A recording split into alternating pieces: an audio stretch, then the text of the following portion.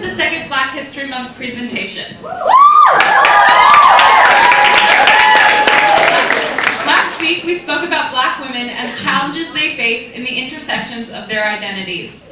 The presentation today is entitled Blacked Out, in memory of all the African American people whose LGBTQ+ identities have been removed from their narratives and are all too frequently forgotten.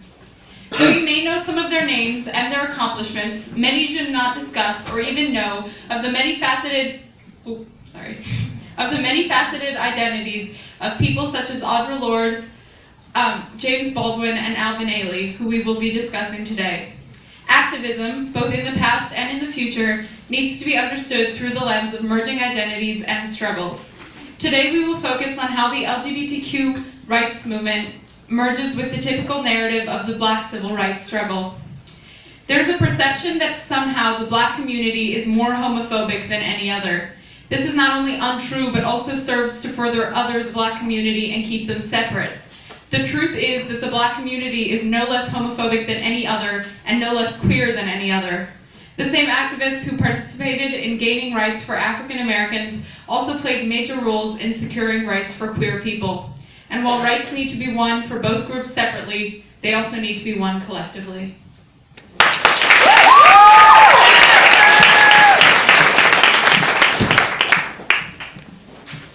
Anna Pauline Murray, better known as Polly Murray, was a scholar who spent her life fighting for equality for women and African Americans, while also grappling with her complex and intersectional identity. She has too many accomplishments to fit into this presentation, yet her name is not very well known today. I'm going to try to do her life justice in the next few minutes. Polly Murray was born in 1910 and grew up with her grandparents in Durham, North Carolina after both of her parents passed away. After moving to New York City for college, she began working at the Works Project Administration and taught at the New York City Remedial Reading Project in the 1930s. She first became involved in the civil rights movement in 1938 when she fought for the right to enter the all-white University of North Carolina. The NAACP ultimately refused to fight her legal case, potentially because of her sexuality. Murray's longest romantic relationships were with women. In her 20s and 30s, she sought hormone treatments because she felt like a man trapped in a woman's body. She wrote extensively about her struggle with sexual and gender identity in her personal writings, and would have perhaps been considered a transgender man if alive today. She was not allowed to enroll at UNC Chapel Hill, but she began her lifelong friendship with Eleanor Roosevelt on that campaign. In 1940, she was arrested for refusing to sit on the back of a bus in Virginia, 15 years before Rosa Parks had a similar experience. 1 year later, Murray organized sit-ins in Washington, D.C., 20 years before the famous Greensboro, North Carolina sit-ins. The same year, Murray began law school at Howard University as the only female in her class. While there, she teamed up with Bayard Rustin, another civil rights activist, to form the Congress of Racial Equality, better known as CORE. She graduated first in her class from Howard and continued her civil rights work throughout her life. Despite a reference letter from Theodore Roosevelt, Murray was not allowed to pursue the fellowship at Harvard given to those first in their class because of her gender. She went to UC Berkeley for postgraduate work instead, where she wrote numerous influential publications totaling 6 books and numerous poems, dissertations, and theses over her lifetime. She was the first African American to receive a doctorate of jurisprudence from Yale University. Continuing to be before her time, Murray coined the term Jane Crow in a 1964 speech to shed light on the different experiences that Black women had in Jim Crow America. This came 25 years before Kimberly Crenshaw coined the term intersectionality. In 1966, she worked with Betty Friedan to form the National Organization for Women. In 1973, Murray retired from her 40-year teaching and law career. In her so-called retirement, she became the first African-American female to be ordained as a priest by the Protestant Episcopal Church. Murray died of cancer in 1985, and her autobiography, entitled Polly Murray, The Autobiography of a Black Activist, Feminist, Lawyer, Priest, and Poet, was published 2 years later. She refers to herself using female pronouns in her autobiography, which is why I'm doing the same. As the New Yorker puts it, Polly Murray was a leader, quote, ahead of her time and behind the scenes. She lived a life of first, paving the way for future African Americans, women, and especially African American women. Her exploration and extensive writing on her gender identity tells a story of resilience. She experienced breakdowns because of her sense of being trapped. She admitted the emotional distress hindered her professional life. In her diary, she wrote that, quote, This conflict rises up to knock me down at every apex I reach in my career. Despite the boundaries enforced by her sex, race, and gender identity, Murray undoubtedly changed the course of history and the civil rights movement with her lifetime of work. Thank you.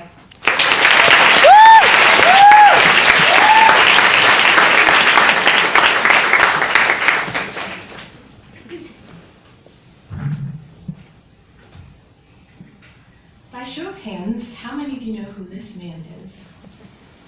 Okay. By show of hands, how many of you know who the man in glasses behind him is? Okay. Bayard Rustin. Bayard Rustin was Martin Luther King Jr.'s mentor, but he was also an organizer of the first Freedom Rides and the 1963 March on Washington for Jobs and Freedom, a founder of the Southern Christian Leadership Conference, a communist turned socialist, and an openly gay black man. He was born in 1912 in Pennsylvania, almost 2 decades before his mentee, Dr. King. Rustin grew up in a Quaker family, embracing values that, according to Rustin, were based on the concept of a single human family and the belief that all members of that family are equal. His grandparents, whom he believed to be his parents until his teenage years, were early members of the NAACP, and such leaders as W.E.B. Du Bois would sometimes spend the night in his childhood home. Rustin organized his first protest in high school when a restaurant refused to serve him and would only serve his white teammates. Rustin moved to Harlem to study at City College of New York.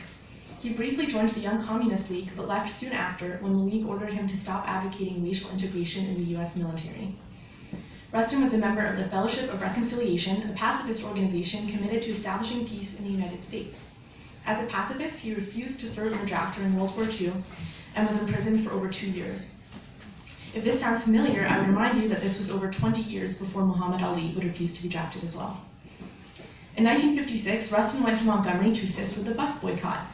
It was then that Rustin and his associate Glenn E. Smiley began teaching Martin Luther King Jr. about Gandhian nonviolence.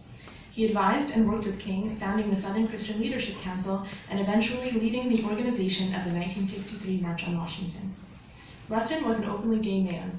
When he was organizing the March on Washington, J. Edgar Hoover gave his record on Rustin to segregationist Senator Strom Thurmond, who announced on the Senate floor that the march was being organized by a pervert.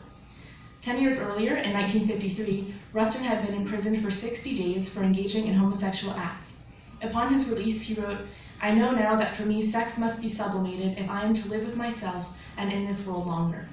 He not only was grappling with internalized homophobia, but clearly recognized the liability he posed to the civil rights movement.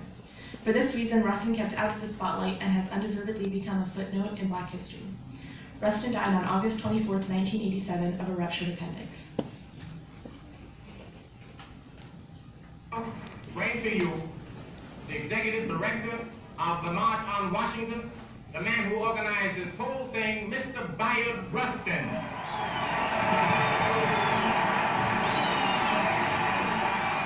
Ladies and gentlemen, the first demand is that we have effective civil rights legislation, no compromise, no filibuster, and that it includes public accommodation, decent housing, integrated education, FAPC, and the right to vote. What do you say?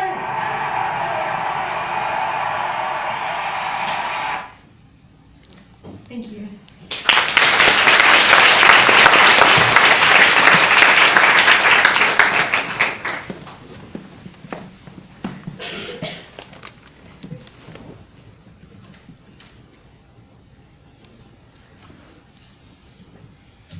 Alvin Ailey was a queer black choreographer and activist, best known for the Alvin Ailey American Dance Theater, which he founded in New York City in 1958. Ailey was born in Roger, Texas in January of 1931. He was born into the Great Depression and the Jim Crow era of segregation in the South. His father, Alvin Ailey Sr., was not present in his life, and he was raised by his teenage mother, Lula Cooper. Alvin Ailey grew up around racism and poverty. His early life experiences and development were altered by these with circumstances and realities. In his later life, Alvin Ailey spoke on how the prevalence of racial violence shaped his self-esteem. Ailey spoke up about his mother's attack when he was younger, and she had not realized he knew about this until they were older and Ailey was an adult. Lula Cooper was attacked and raped by 4 white men, and justice was never brought for her. Ailey heard his mother crying when she came home and heard rumors of her attack around town. His mother's suffering as a victim and as a Black woman in the Jim Crow era affected Ailey's early life, but also appeared as themes in his work at the Alvin Ailey American Dance Theater. In 1940, Ailey and his mother moved to Los Angeles, and this move marked the beginning of his dance career. Ailey's own interest in dance challenged racial and gender stereotypes, but he soon joined classes at the Lester Horton Dance Company. Lester Horton created the first racially integrated dance company in the United States and did not exclude talented Black dancers based on race. Lester Horton's company became the foundation for Alvin Ailey's career and later on, the foundation of the Alvin Ailey American Dance Theater. Ailey began to attend full-time classes with Horton and began to learn even more skills to build himself up as a dancer and a choreographer. When Horton died in 1953, Ailey was his successor as director, but soon moved to New York with his longtime friend Carmen de Lavalde to join the Broadway production of Truman Capote's House of Flowers. De Lavalde and Ailey started their joint company, the Lavalde-Ailey Dance Theater, which then became formally known as the Alvin Ailey American Dance Theater in 1958. In New York, Ailey moved to Greenwich Village, which was an area of political and social change. Greenwich Village was a place within New York City where the gay rights movement and the Black civil rights movement were beginning to stir. Alvin Ailey's rise to fame as a queer Black male dancer and choreographer challenged the socio-political environment within America at the time. He was not openly gay, but Ailey hung around gay bars and had relationships with men throughout his life. As a Black man who grew up in the Jim Crow South and who experienced racism in the North and homophobia, he was not open with his personal life. However, moving and establishing himself in New York as a Black male dancer and choreographer challenged notions of racism and masculinity, especially Black masculinity. Alvin Ailey's activism through dance and the performing arts demonstrated the multitude of ways that the civil rights movement and the gay rights movement played out. Ailey's influence as a Black queer male dancer and choreographer continued on after his death from AIDS-related complications, and his legacy lives on and affects our perceptions of race, gender, and sexual orientation through the lens of the dance and performing arts world.